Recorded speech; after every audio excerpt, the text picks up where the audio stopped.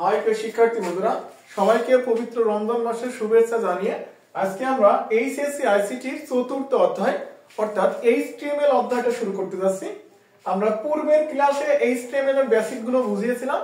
আজকের ক্লাসে আমরা কিভাবে এই বক্সের প্রশ্নগুলো সমাধান করতে হয় সেই বিষয়ে আলোচনা করব। তো চলো আমরা শুরু করি। ফার্স্ট অফ অল এখান থেকে 1 নম্বর প্রশ্ন সলভ করব, এরপর ইনশাআল্লাহ আমরা 2 নম্বর প্রশ্নটি সলভ করব। দেখো আমাদের প্রথম প্রশ্ন দেওয়া আছে একটা টেবিলের মধ্যে। এটা টেবিলের এখানে প্রথমে দেওয়া আছে নেম, দেন এই সাইডে দেওয়া আছে রোল, এরপরে দুইটা নাম এবং এটা রোল নাম্বার দেওয়া আছে। আর দ্বিতীয় যে টেবিলটা দেওয়া আছে এটার ক্ষেত্রে উপরে একটা ক্যাপশন দেওয়া আছে রোড টু সাকসেস 07, যেটা আমার ইউটিউব চ্যানেলের নাম। এরপরে গতানুগতিক আগের প্রশ্নের মতোই একটা নাম, রোল এবং এদের সম্পর্কে কিছু তথ্য দেওয়া আছে। তো এদের জন্য প্রশ্ন হচ্ছে HTML কোড লিখতে হবে। তো আসো আমরা ফার্স্টে প্রথম প্রশ্নটা শুরু করি। তো আমরা অলমোস্ট সবাই বেসিক ক্লাসটা দেখে আসছি। তো আমরা প্রথমে কি লিখি বলো? প্রথমে আমরা HTML লিখে নিই দুইটা অ্যাঙ্গেল ব্র্যাকেটের মাঝে HTML। আমরা যে কোনো ডকুমেন্ট লেখার জন্য HTML কোডের ক্ষেত্রে ফার্স্ট অফ অল HTML লিখে নিতে হয় দুইটা অ্যাঙ্গেল ব্র্যাকেটের মাঝখানে। এরপর আমরা লিখবো HTML লেখার পরে লিখে নিতে হবে বডি। তাহলে HTML বডি। এরপরে দেখো আমরা কি বিষয় লিখতে চাচ্ছি সেই বিষয়টা লিখতে হবে। দেখো তুমি যে এখানে তথ্যটা লিখতে চাচ্ছ এইটা একটা কি টেবিল না? এই পুরো তথ্যটা একটা কি বলো? টেবিল। তো এখানে আমরা লিখে নেব টেবিল বর্ডার। টেবিল কি বলো? Table border. এখন এখানে তোমার বর্ডারের নাম লিখতে হবে। তুমি টেবিল বর্ডারটা কত দিবা, অর্থাৎ এই যে তুমি চারপাশে একটা বাউন্ডারি লাইন টেকেছো এই লাইনটা আসলে কতটা মোটা বোঝাচ্ছ তুমি। তো আমরা সচরাচর একটা স্বাভাবিক টেবিলের মান আমরা কত দিই? 1, অর্থাৎ এই দাগটা মোটা আছে, কোনো বোল্ড নাই। যদি 2 বসাও এই দাগটা একটু মোটা হবে, 3 বসালে দাগটা আর একটু মোটা হবে। তাহলে আমরা কি লিখলাম বলো?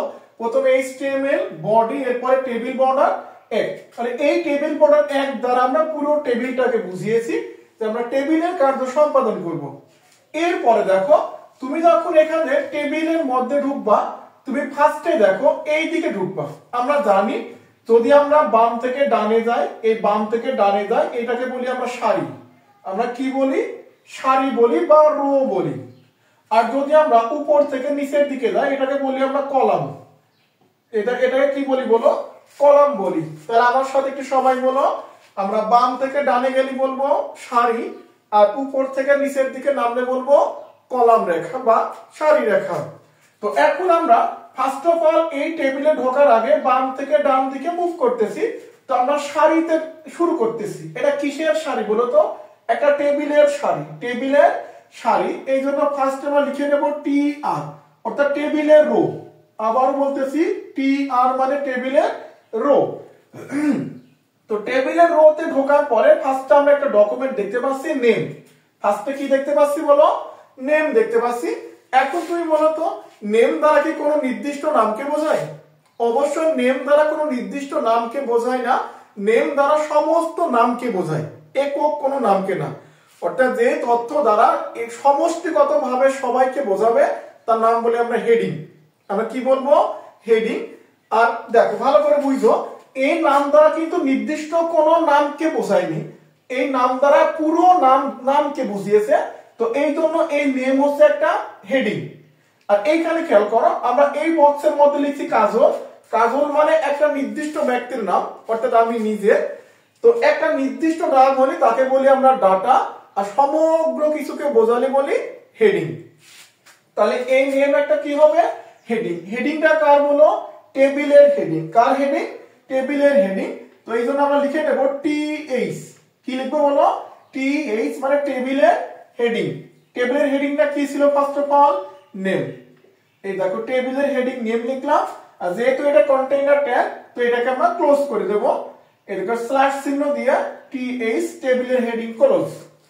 তো আমরা টেবিলের রো সারি বরাবর গেলাম, নামটা ক্লোজ করলাম। এখন আরো সামনে যেতে হবে। আমরা দেখছি আর একটু সামনে কি আছে বলো? রোল। ঠিক একই ভাবে রোল দ্বারা একক কোন রোলকে বোঝায় না, বরঞ্চ রোল দ্বারা সমস্ত রোলকে বোঝায়। এই জন্য রোল হবে একটা হেডিং। তো আমরা লিখে দেব TH এখানে রোল, দেন আমরা এখানে টিএইচ টা ক্লোজ করে নেব। তাহলে দেখো আমরা এই সারি প্রথম সারি থেকে এখানে মুভ করেছি, আমরা প্রথম সারি থেকে মুভ করার পরে প্রথমটা লিখেছি, দ্বিতীয়টা লিখেছি। এখন বলো রোলের পরে কি আর কিছু আছে? না, আমাদের একটা সারির কাজ শেষ। যখন সারির কাজটা শেষ হবে তখন এই যে টিআরটা লিখছি না, টিআরটা ক্লোজ করতে হবে। এই দেখো আমরা স্ল্যাশ চিহ্ন দিয়ে টিআরটা ক্লোজ করে দিলাম। তাই আশা করি আমরা প্রথম সারির কাজটা বুঝতে পেরেছি। তাহলে এরপরে আমরা দ্বিতীয় সারির কাজ যখন শুরু করব তখন তোমাকে আবার টিআর দ্বারা শুরু করতে হবে।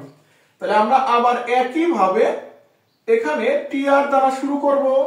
এখন বলো টিআর দ্বারা শুরু করার পরে প্রথমে দেখতে পাচ্ছ একটা নাম দেওয়া আছে, যেটা আমার নিজের নাম।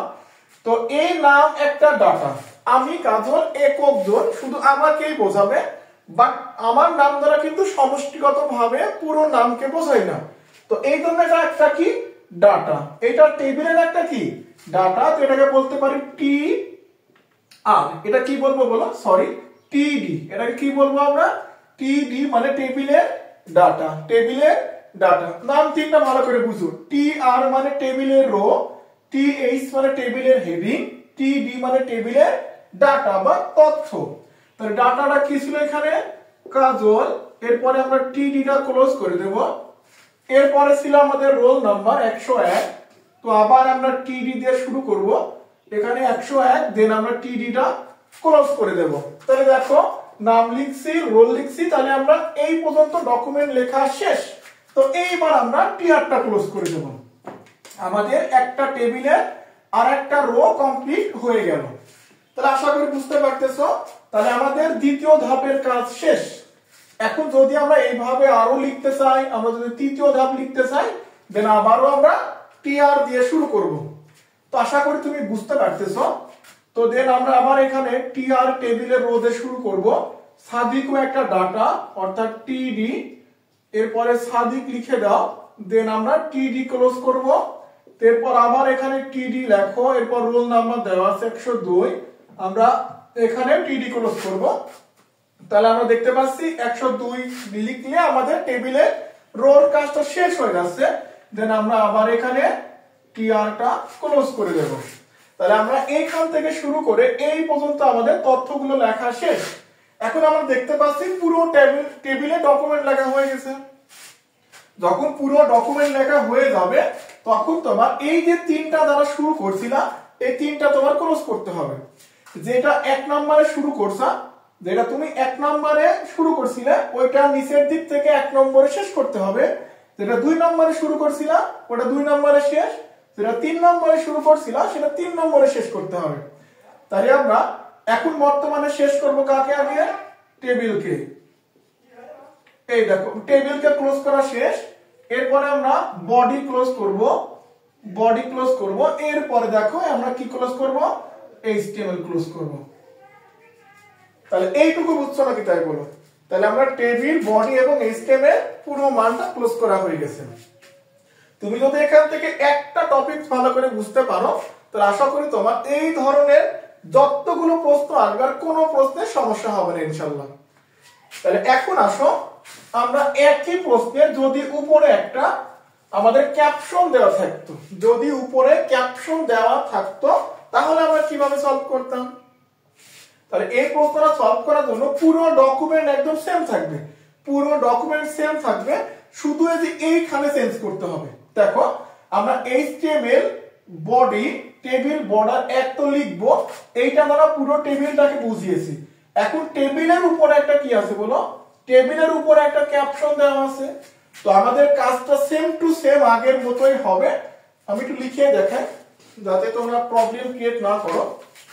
আমি একটু লিখে দেখাই। তাহলে আমরা এইচটিএমএল বডি টেবিল বর্ডার এক, এরপর আমরা লিখে নেব ক্যাপশন। আমরা কি লিখবো এখানে? ক্যাপশন লিখে নেব road to success, road to success 07। এরপর আমরা কি করব? ক্যাপশনটা ক্লোজ করব। আশা করি এটুকু বুঝতে পারতেছো। এইটা লেখার দ্বারা আমরা টেবিলের উপরে একটা ক্যাপশনটাকে বোঝালাম। এরপরে গতানুগতিক যে রুলস আছে সেই রুলস গুলো অ্যাপ্লাই করতে হবে। অর্থাৎ প্রথমে আমরা কি লিখবো না বলো তো?